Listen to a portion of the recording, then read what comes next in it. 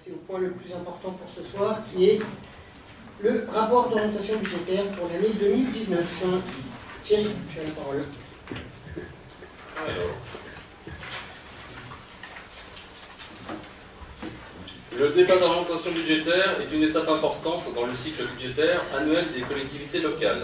Si l'action des collectivités locales est principalement conditionnée par le vote de leur budget annuel, leur cycle budgétaire est rythmé par la prise de nombreuses décisions. Le rapport d'orientation budgétaire constitue la première étape de ce cycle. Il n'a pas pour objectif de se vouloir précis, mais davantage prévisionnel, afin de proposer un cadre de travail cohérent permettant d'assurer une préparation budgétaire pertinente. Il a pour objectif de discuter sur les orientations budgétaires de la collectivité et d'informer sur la situation financière de celle-ci. Il est important de signifier que ce même débat est devenu obligatoire dans tous les organismes publics, et ce depuis le début des années 1990, en lien avec une institution du phénomène. Donc, je vais vous passer l'article, mais le document, donc le rapport d'orientation budgétaire, va s'articuler comme suit. On va vous parler du contexte national, des grandes mesures de la loi de finances 2019, l'analyse rétrospective des comptes de la commune de l'année 2018, l'encours de la dette sur la période 2016 à 2022 et les grandes orientations budgétaires en fonctionnement et investissement pour l'exercice à venir. Au niveau du contexte national, il y a un rebond temporaire de la croissance attendu en 2019. Après une croissance vigoureuse de 2,3% en 2017, la dynamique économique s'est fortement affaiblie en 2018.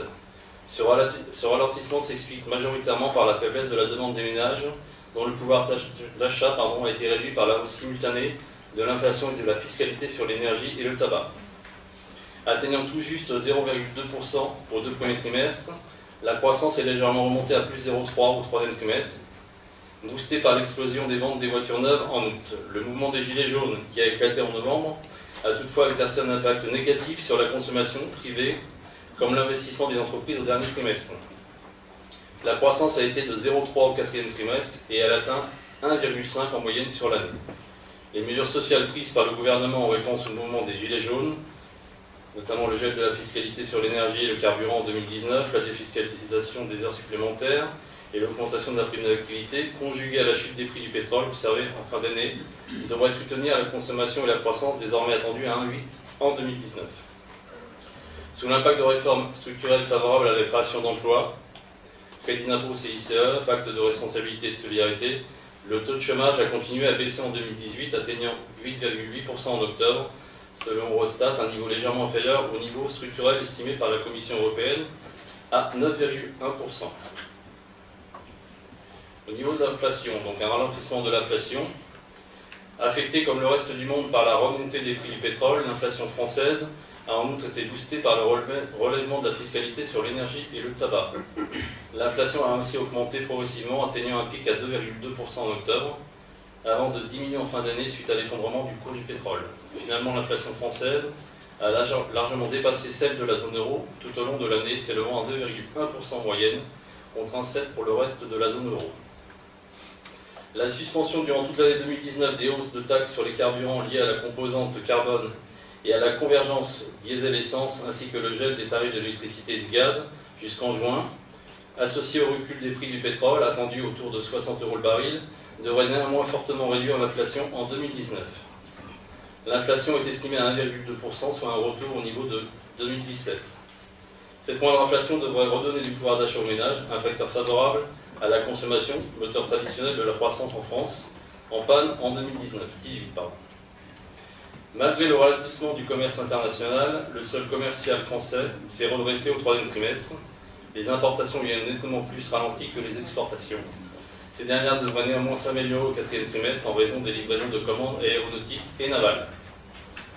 Donc vous avez des petits tableaux qui expliquent ce qu'on vient de dire.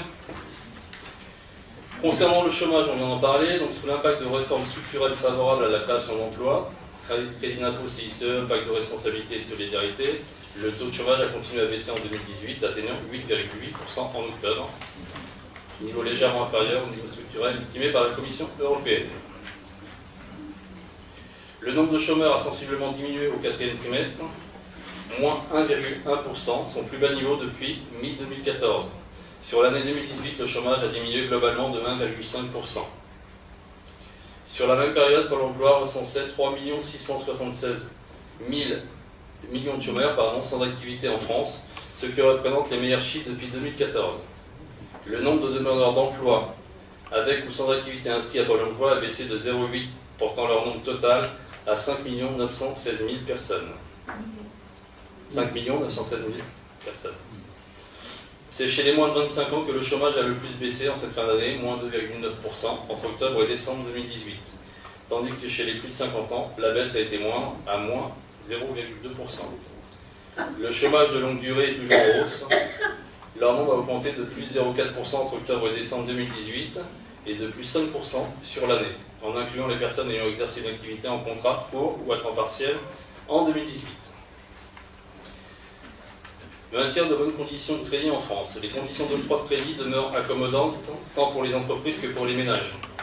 Ces derniers bénéficient de la baisse continue depuis février des taux d'intérêt des crédits au logement qui ont renoué en novembre avec leur plus bas niveau historique de 1,5% de décembre 2016. Malgré des conditions de financement favorables, faiblesse des taux d'intérêt, réduction d'impôts du régime Pinel, prêt à taux zéro, la demande de crédit des ménages pour l'habitat décélère à nouveau au troisième trimestre sous l'effet de la hausse des prix dans l'immobilier. Après avoir décéléré jusqu'en juin, l'ensemble des crédits aux ménages est reparti à la hausse. Les finances publiques, une consolidation budgétaire retardée. Si le projet de loi de finances 2019 initial prévoyait une dégradation temporaire de moins 2,6% du PIB de déficit en 2018 à moins 2,9% en 2019, le budget voté fin décembre prévoit désormais une détérioration plus importante à moins 2,7 en 2018 et à moins 3,2 en 2019, en raison du mouvement des Gilets jaunes. Le gouvernement a en effet dû renoncer aux recettes attendues de la hausse de la fiscalité sur le carburant et l'énergie et consentir à des mesures sociales, revalorisation de la prime d'activité en 2019, défiscalisation et suppression des cotisations sociales sur les heures supplémentaires et sur la prime annuelle exceptionnelle, annulation de la hausse de 1,7 point de CSG pour 30% supplémentaires de retraités. Le coût total est estimé à 11 milliards d'euros, financé partiellement à hauteur de 4 milliards d'euros, mobilisant notamment les entreprises à travers la mise en place d'une taxe sur les GAFA, Google, Apple, Facebook et Amazon, et le report de la baisse de l'impôt sur les sociétés pour les entreprises de plus de 250 millions de chiffre d'affaires. En conséquence, la dette devrait continuer à croître jusqu'en 2020 et atteindre 99,5% en 2019 et frôler les 100% en 2020. Les principales mesures consenties par le gouvernement aux Gilets jaunes sont donc des mesures d'accompagnement des ménages dans la transition énergétique, le renforcement de la prime à la casse automobile, l'augmentation des indemnités kilométriques, l'élargissement de la déductibilité de la TVA aux véhicules essence, l'élargissement du nombre de ménages éligibles au chèque énergie. Coût de ces mesures, 500 millions d'euros. Suppression des hausses de taxes sur les carburants, suspension de la hausse de la composante carbone de la TIPCE, suspension de la convergence fiscale entre diesel et essence, suspension de l'alignement de la fiscalité du gazole des entrepreneurs non routiers sur la fiscalité des particuliers, suspension des nouvelles modalités de contrôle technique automobile, suspension de la hausse des tarifs de l'électricité et du gaz jusqu'en juin. Coût de ces opérations, 4 milliards. Revalorisation de la prime d'activité, coût 2,5 milliards. Défiscalisation et exonération des cotisations sociales sur les heures supplémentaires, coût 2,7 milliards. Annulation de la hausse de 1,7 de CSG pour 30% de retraités supplémentaires ayant un revenu mensuel inférieur à 2 000 euros, coût 1,5 milliard. 1,5 milliard d'euros, Possibilité de verser une prime de fin d'année aux salariés au revenu mensuel inférieur à 3 600 euros, exonéré jusqu'à 1 000 euros de cotisations salariales et d'impôts sur le revenu. Au total de ces mesures, 11 milliards 200 millions d'euros. Le report en 2010 de la baisse du taux de l'impôt sur les sociétés pour les entreprises de plus de 250 millions de chiffre d'affaires, 1 milliard 800 millions. Imposition des GAFA, 500 millions. Annulation de la niche copée sur les opérations intra-groupe des entreprises, 200 millions. Économie budgétaire additionnelle, 1 milliard 500 millions. Économie prévue, 4 milliards.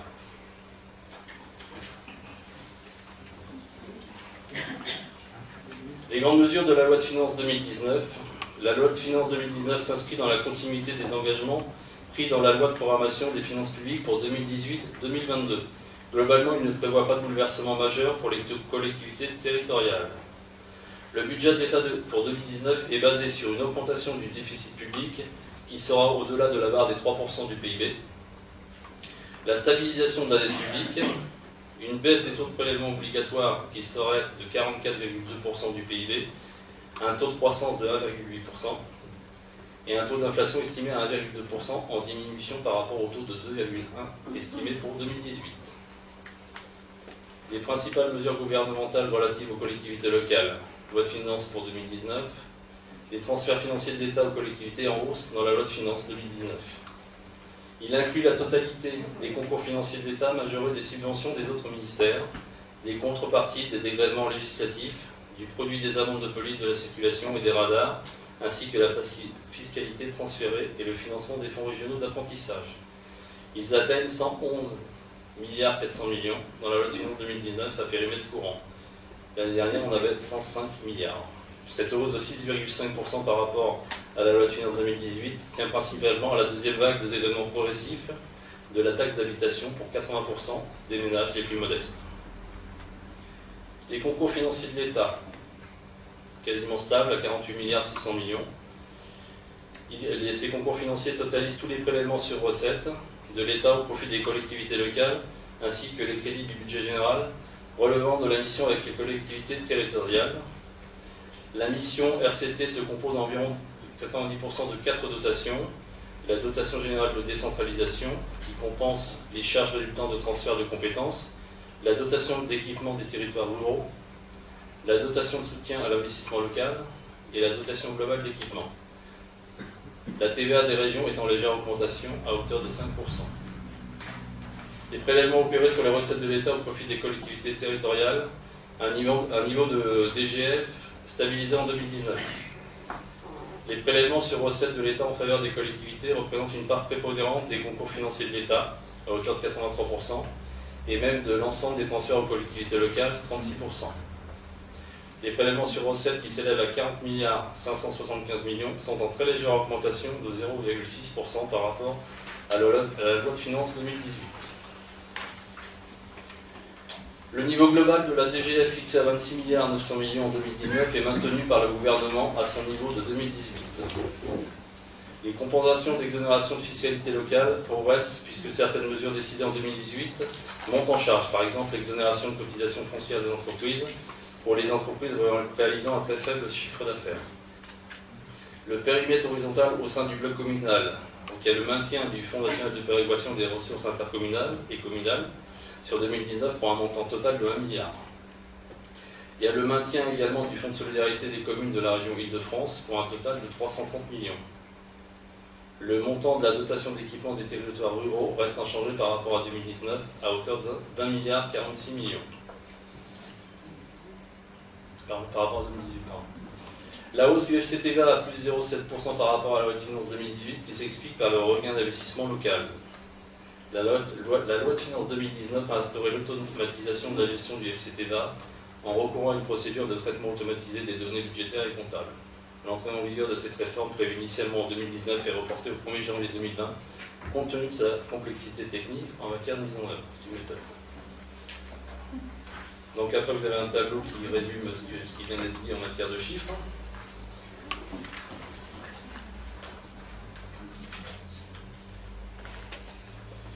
On arrive sur l'analyse rétrospective de l'année 2018 avec l'exécution du budget 2018 arrêté au 31/12/2018. Ces chiffres, c'est bien évidemment dans l'attente du compte de gestion et du compte administratif. Donc on arrive à un total cumulé en dépenses à 8 981 275,07 pour des recettes à 9 859 439,62. Sur le tableau suivant, on y met l'évolution du budget de 2015 à 2018 basé sur les recettes reçues sur ces 3 années. Donc on voit une baisse significative donc, de ces recettes.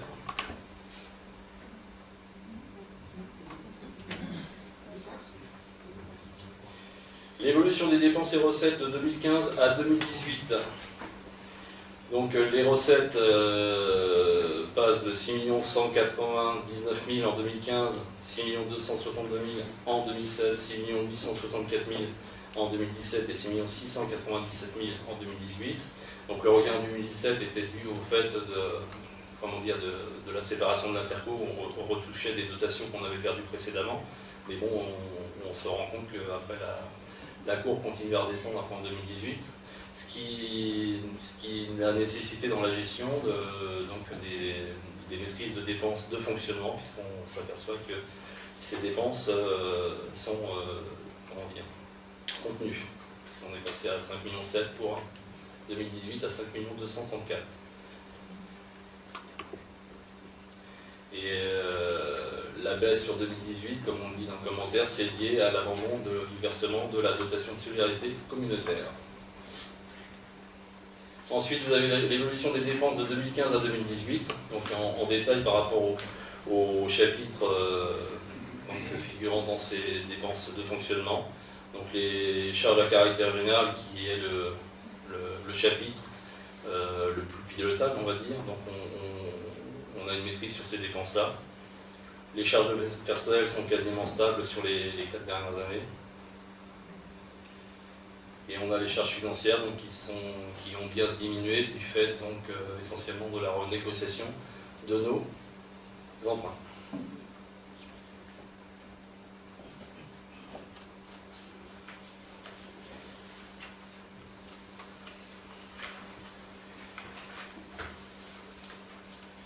Ensuite, vous avez l'évolution des recettes de 2015 à 2018. Donc on est passé de 5,9 millions en 2015 à 6 millions, quasiment 7 en 2018. Dans ces recettes, on y retrouve donc les redevances des produits de services, cantines, centres de loisirs, les produits d'imposition, donc taxes d'habitation, taxes foncières non bâties, taxes foncières.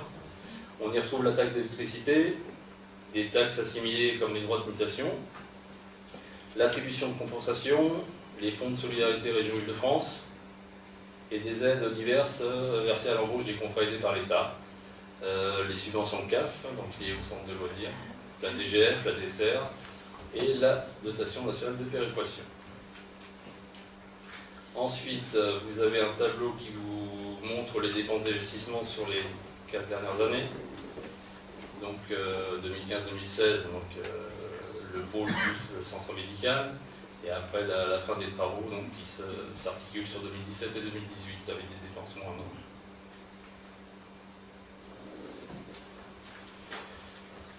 Ensuite, vous avez le tableau sur l'encours de la dette, donc qui décroît d'année en année, ce qui est logique, hein, puisqu'on rembourse, et des intérêts à hauteur de 220 000 pour 2018, et le capital à hauteur de 377 000 sur 2018.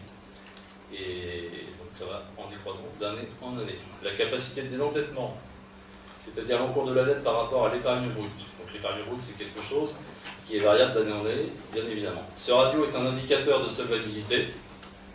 Il indique le nombre d'années qu'il serait nécessaire à la collectivité pour rembourser l'intégralité de son encours de dette, en supposant qu'elle y consacre toutes ses ressources disponibles. Ce ratio doit être comparé à la durée moyenne de vie des emprunts. Le ratio doit au moins être identique à la durée de vie moyenne de la dette. Il est généralement admis qu'un ratio de désendettement de 10 à 12 ans est acceptable. Sur 2018, pour la collectivité de Saint-Pathus, il est chiffré à 5,15 années. Vous avez ensuite un tableau détaillant l'épargne brute, l'épargne de gestion et l'épargne nette.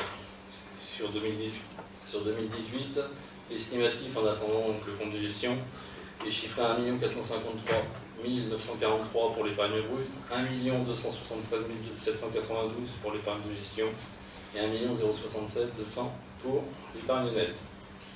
Petit rappel, l'épargne brute résulte de la différence entre les recettes et les dépenses de fonctionnement.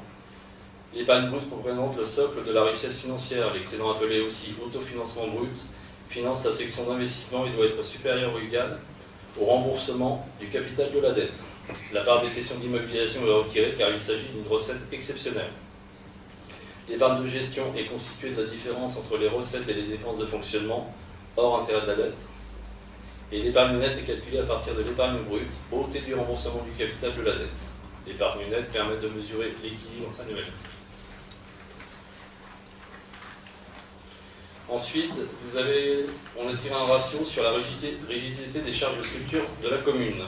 Ce ratio se calcule en comparant les frais de personnel plus le remboursement annuel de la dette par rapport aux recettes réelles de fonctionnement. Donc à titre indicatif, le seuil d'alerte, il est à partir de 0,58 pour les collectivités de plus de 5000 habitants. Vous constatez que depuis 2014, ce ratio est resté tout à fait acceptable. Une petite correction sur 2019, il faut lire 0,51 et pas 0,53. Vous le retrouvez d'ailleurs dans le tableau suivant, où on vous détaille donc, les chiffres qui ont été pris en compte pour le calcul de ces ratios, avec, comme on disait tout à l'heure, une maîtrise sur le chapitre 12, et de manière visuelle, donc une diminution des intérêts liés aux emprunts. Alors, juste une petite remarque. Ce tableau, c'est la première année que vous le voyez. Il est dû simplement, parce que ça ne fait pas partie des choses obligatoires, on l'a rajouté parce que, si je me souviens bien, vous nous aviez alerté l'année dernière, enfin vous aviez tiré la sonnette d'alarme, sur un taux de charge de personnel dans la partie haute de la strate. Vous aviez dit supérieur, mais dans la partie haute de la strate. Donc ça nous paraissait intéressant de regarder de plus près, et c'est pour ça qu'on a utilisé ce ratio-là qui est extrêmement parlant, hein, et qui dit bien que, puisqu'il prend en compte les recettes réelles de fonctionnement et la charge de frais de personnel. Donc c'est un ratio qui permet vraiment de savoir si on a trop de personnel par rapport aux recettes réelles que l'on reçoit. Et alors il y a une autre caractéristique qui n'est pas prise en compte, c'est le niveau de dépenses. Puisqu'effectivement, on avait expliqué qu'on a plutôt plus de personnel parce qu'on a plutôt plus d'activités dites en régie. Donc quand on dit les choses en régie, c'est-à-dire qu'on les fait nous-mêmes. Je vais prendre les tontes, par exemple, plutôt que de passer par une entreprise privée, ce sont les employés de la commune qui le font. Comme pour les cantines, comme pour les centres de loisirs, etc. C'est pour ça qu'on a des charges de personnel qui sont plutôt plus élevées dans la strate, parce qu'il y a un minimum de choses que l'on délègue à des entreprises privées, mais que l'on fait nous-mêmes en interne. Voilà, c'est ce qui justifie la différence. Mais ce ratio nous permet quand même de voir qu'on est tout à fait dans la partie acceptable de la strate. Vous voyez, quand vous faites des remarques qui sont intelligentes, on les reprend l'année d'après. Ensuite, donc, par rapport à tout ça, on arrive au compte d'orientation budgétaire pour l'exercice 2019. Donc, comme chaque année, il nous faut définir les principales orientations budgétaires tant en termes de fonctionnement que d'investissement. Sur l'année 2019, le budget 2019 sera encore une fois établi selon les orientations suivantes. Stabilisation des dépenses de fonctionnement, maintien des taux d'imposition et la poursuite des investissements communaux. Donc, évolution des recettes de fonctionnement. Dans un contexte économique très incertain, les recettes sont estimées comme tous les ans avec beaucoup de prudence. Donc on prévoit une légère augmentation puisqu'on passera de 6 280 229 à 6 560 028. Mais ça reste une estimation. Les produits de services et de tarification. Il s'agit de redevances d'occupation du domaine public, des loyers perçus dans le cadre des baux existants, mais également de la facturation de certains services proposés aux Pathusiens, notamment la cantine et centres de loisirs. L'ensemble des inscriptions de crédit au titre de cet exercice sont estimées en fonction de notre prévision de réalisation pour 2019. À ce stade, les recettes prévues sur ce chapitre sont estimées à environ 600 000 €. Ensuite, les dotations. Alors, afin de mesurer pleinement la contribution de notre collectivité aux efforts nationaux de réduction